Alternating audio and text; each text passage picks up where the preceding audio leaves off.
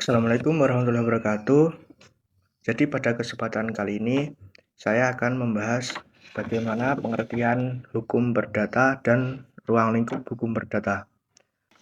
Jadi hukum perdata ini merupakan serangkaian aturan hukum yang mengatur hubungan antara individu dengan individu lainnya. Oke, yang selanjutnya ruang lingkup hukum perdata. Jadi ruang lingkup hukum perdata ini mengatur antar subsubjek hukum dalam kehidupan sehari-hari.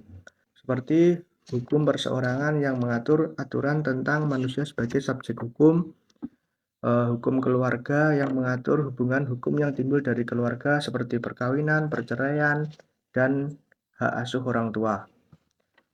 Hukum kekayaan mengatur hak dan kewajiban yang memiliki nilai ekonomi seperti hak milik dan utang piutang.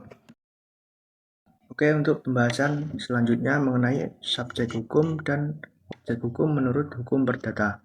Jadi dalam hubungan hukum harus ada pihak yang terlibat, yaitu subjek hukum, dan sesuatu yang menjadi sasaran dalam hukum itu sendiri, yaitu objek hukum.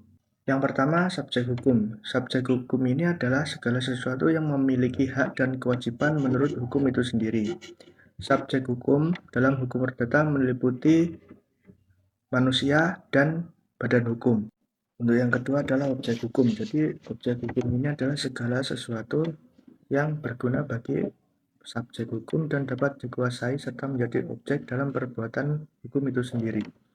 Dalam hukum perdata, objek hukum disebut sebagai benda.